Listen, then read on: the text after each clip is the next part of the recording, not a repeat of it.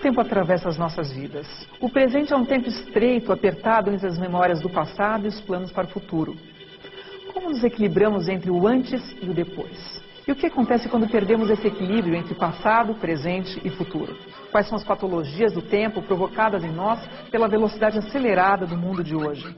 E agora eu vou entrar na questão entre o tempo, a consciência e a memória. A nossa memória é muito evanescente, porque cada impacto de alguma coisa que pode nos marcar e pode ter um valor a ser transmitido, ter algo a dizer, é sucedido imediatamente por outro, e por outro, e por outro. Então, é muito frequente que a nossa memória nos fuja a lembrança.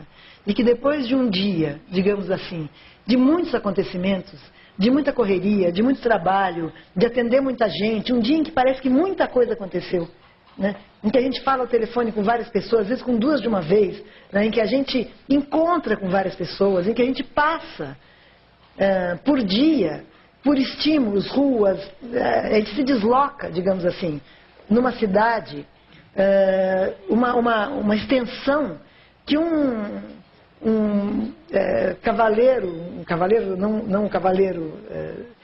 homem a cavalo na Idade Média jamais sonharia conseguir se deslocar e ver tantas coisas e reagir a tantos estímulos num mesmo dia, como acontece conosco.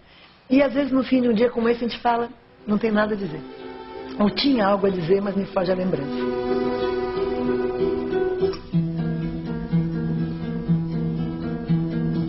Tanta coisa que eu tinha a dizer, mas eu sumi na poeira das ruas.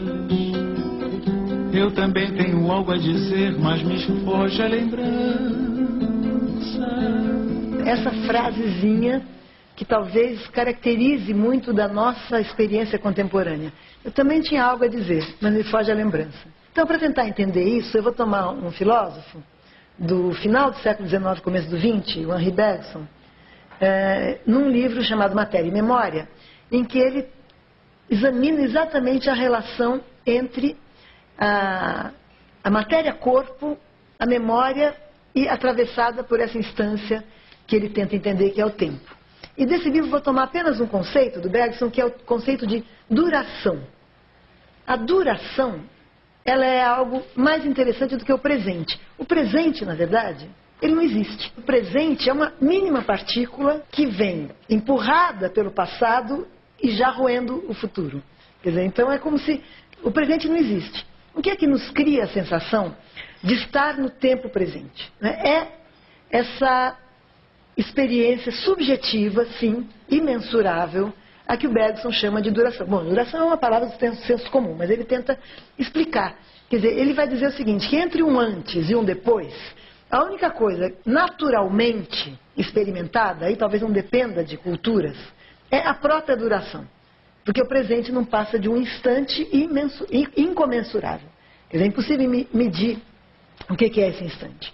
Ora, o que prolonga o antes no depois? O que nos dá um sentimento confortável de continuidade da existência? Que até um psicanalista inglês chamado Winnicott dá muito valor a isso, o sentimento de continuidade da existência. Em parte, a memória. Porque o futuro não existe. O futuro é só uma projeção, ele só existe enquanto projeção.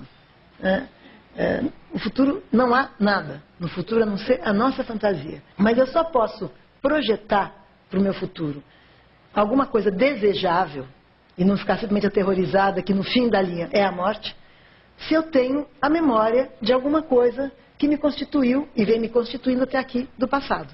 Quer dizer, é isso que dá a duração. Entre esse antes e esse depois, que esse depois pode ser agora, e agora, e agora, e cada vez que eu falo agora, eu já passei por um depois, né? Mas um depois que se prolonga e a gente tem uma certa confiança que esse prolongamento, que eu quero continuar nele, né? Que eu quero continuar vivendo. Vive, dizes, no presente. Vive só no presente. Mas eu não quero o presente, quero a realidade, quero as coisas que existem, não o tempo que as mede. O que é o presente? É uma coisa relativa ao passado e ao futuro. É uma coisa que existe em virtude de outras coisas existirem. Eu quero só a realidade, as coisas sem presente. Não quero incluir o tempo no meu esquema. Não quero pensar nas coisas como presentes, quero pensar nelas como coisas. Não quero separá-las de si próprias, tratando-as por presentes. E nem por reais as deveria tratar. Eu não as devia tratar por nada. Eu devia vê-las, apenas vê-las. Vê-las até não poder pensar nelas. Vê-las sem tempo nem espaço. Ver podendo dispensar tudo, menos o que se vê. É essa ciência de ver, que não é nenhuma. E a memória que dá, de alguma forma, a matéria para uma certa fantasia, que essa não é real, mas de que no depois alguma coisa boa vai acontecer, alguma coisa que pelo menos me faça desejar continuar lá. Que é o que o deprimido, quando está deprimido gravemente, perde.